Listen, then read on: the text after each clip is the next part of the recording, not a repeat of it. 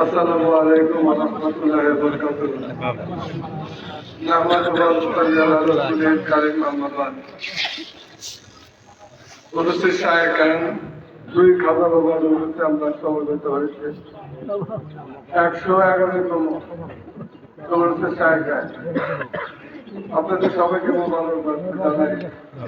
এটা তকলিফ কষ্ট সহ্য করে প্রত্যেক বছর আপনারা আসেন, হয়তো আপনারা আমরা ওই বাধকদের সমাধান করতে পারি না। সুতরাং এগুলো আপনি চোখে দেখবেন, এর যাত্রা আজকে আল্লাহ পাকে পরকালে আমাদেরকে দান করবেন। সবাই ইউদ্রের ফালান তাজিদ আল্লাহু ওয়ালিয়া মুরশিদ। আল্লাহ পাক কোরআনে বলেন যে আমি যাদের অন্তরে সিল করছি তাদের ভাগ্যে ওলি মুর্শিদ নাই। তাহলে আমরা পরম সৌভাগ্যবান, তাই নাকি? আমরা পরম সৌভাগ্যবান যে আল্লাহ পাকের সিল থেকে আমরা বাইরে আছি, সিল মানেন নাই। ওই আল্লাহর সন্তান আমরা পেয়েছি। যেমন হযরত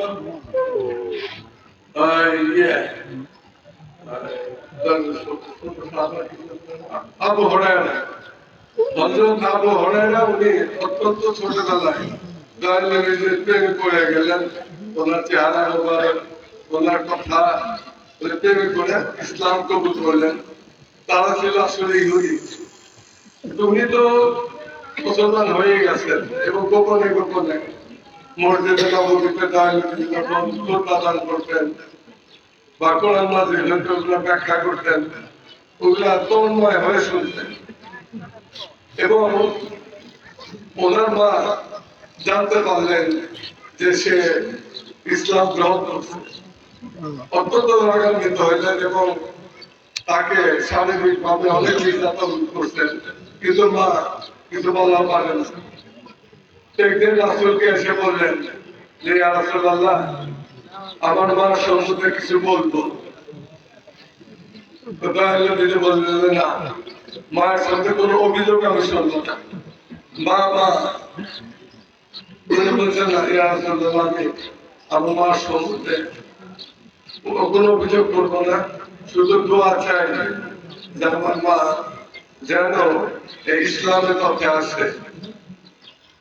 তাই খুশি হয়ে উনি দোয়া করেন যে সে তোমার মার জন্য দোয়া করলেন, আমার মার জন্য যে সে যাতে মুসলমান হয় তাকে কবুল করলেন। এই কথা শেষ এবং আবু হুরায়রা তো ছোট, আর ওখানে সব জাতের সাহাবারা বসে আছেন।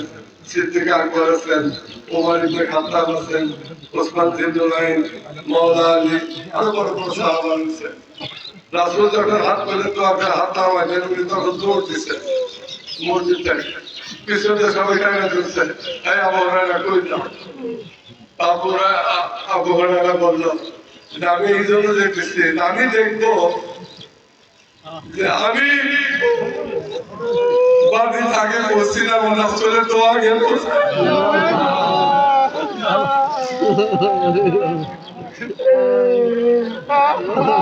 উনি দৌড়ায় বাড়িতে গেলেন, দরজা টোকা দিলেন। আর মা বলতেছে যে বাবা একটু দাঁড়াও, আমি গোসল করতেছি।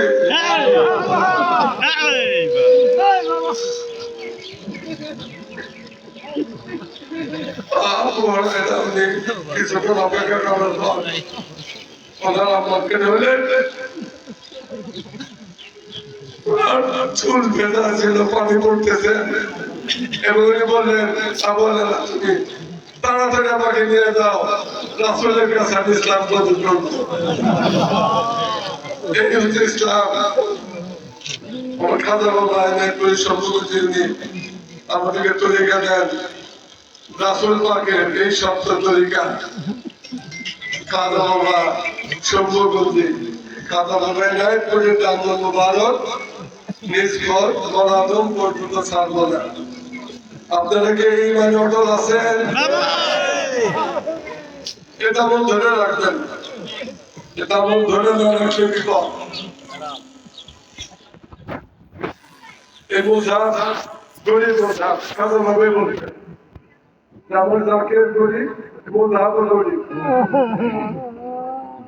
এখানে অনেক কষ্ট হয়েছে, আমরা কোনো চাকরিও করি নাই, আপনারা গরিব ছিলেন সেরকম, আমাদের টাকা পয়সা ওরকম ছিল না, সেজন্য আমাকে আমার ক্যামেরা দেওয়া লাগছে, একটু সামান্য ক্যামেরা গেছি।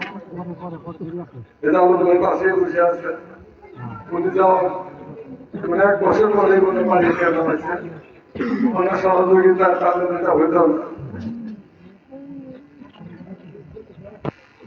আপনাদের এই কথা আমার খুব প্রশ্ন লাগতো, আপনারা আসেন কত মহব্বত করেন, গাছের প্রথম পরটায় না আপনাদের মসজিদকে দিয়ে যান, আমাদেরকে দিয়ে যান, ছেলে চায়, মেয়ে চায়, স্ত্রী চায়, এটা আপনারা দেন না, নিয়ে এসে আমাদেরকে দেন।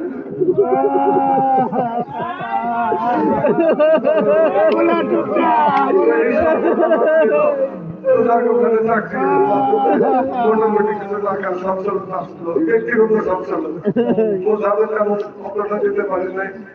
ছোট আমাকে মাদ্রাস শুরু করার আগে আমাকে বলতে যে কিছু নজর পাঠায় মাদ্রাস শুরু করতো, আমি মাদ্রাসে শরীর ছিলাম, তখনই শুরু মাদ্রাস। তারপরে এটা বলতো তো যাক, এই দায়িত্ব নেওয়ার পর এটা মানে 2019-এ আমি আসলাম, 2019-এ দায়িত্ব নিলাম। খুব করুণ অবস্থা, কোনো ফান্ড নাই, কিছু নাই। ছোট লোককে বললাম যে আমাদের তো ফান্ডে কিভাবে আগে আছে, আমি এত খরচ বেশি করি, খুব খরচ করি, হিসাব আমি করি, আমার যেটা মনে আসে সেটাই করি। তো সরকারি যদি কোনো প্রতিনিধি বা বিদেশি মেহমান যদি বাংলাদেশে আসে, তাদেরকে লাল কালিসা সম্বর্ধনা দেওয়া হয়। আমি যেহেতু মসজিদে 5 ওয়াক্ত নামাজি চেষ্টা করি যে আমাদের সঙ্গে আদায় করতে, তো তখন থেকে আমার হয়তো আপনারা বসেন, আমাদেরকে জায়গাটা জায়গা না 3টা-4টা দেয়, আপনারাই দেন যে হুজুর একটু ব্যবহার করেন, আর আপনারা শুধু একটা কাপড়ের উপর বসে থাকেন। এটা আমার কাছে খারাপ লাগলো যে না, এটা মোটামুটি আমি একটা কাতারে নিয়ে আসবো, ওইরকম লাগতো না। তো তখন ওরা লাল কালিসা সম্বর্ধনা দেয়, লাল কালিসা সম্বর্ধনা। এই জন্য আমার মাথায় সেটা আসলে মসজিদে আপনারা দেখবেন, আমি এই একদিনের নোটিশে এই কার্পেট গুলা কিনলাম। রামা ভাই পাশে বসে আছে, উনি আমাকে 1 লাখ টাকা দিলেন যে আপনার কার্পেটে কত লাগে, লাগে বেশি 2-2.5 লাখ টাকার মতো লাগবে। উনি 1 লাখ দিলেন, আমি তার কার্পেট অর্ডার দিলাম। আমার কাছে যেটা মনে হয়েছে যে প্রকৃত জাকের দ্বারা আল্লাহর মহব্বত যাদের অন্তরে আছে, রাসূলের মহব্বত অন্তরে যাদের আছে, এবং আল্লাহর ওলিদের মহব্বত যাদের অন্তরে আছে, তাদের সাথে বড় শক্তির পাপাত্র আমার কে হতে পারে। এই জন্য ওই দিকে কি করে দৃষ্টি দিয়ে আমি এই যে সাজাইছি। তো আরো কিছু কাজ বাকি রয়ে গেছে, অনেক কাজ বাকি আছে, আমরা আস্তে আস্তে করবো। আপনারা দোয়া করবেন যাতে এই কাজগুলো আমরা শেষ করতে পারি, তাহলে পরবর্তী প্রজন্ম কি করবো আমরা জানা নেই। আপনারা আসছেন, এবার আপনারা হয়তো খাওয়ার ঘর দেখছেন, এখন আমরা এই যে কয়েক বছর ছোট হতো, আমি এই 4-5 বছর যে কাজগুলা করলাম, এর থেকে আপনারা সন্তুষ্ট না দাদা? আলহামদুলিল্লাহ, ভালো লাগলো। তাহলে আরো কিছু কাজ আছে, আপনাদের যদি কোনো ই থাকে, সাজেশন থাকে, আমরা পরামর্শ থাকে, আমাদেরকে বলবেন, আমরা সেভাবে 10 টাকা আমরা সুন্দর করে গোছাবো।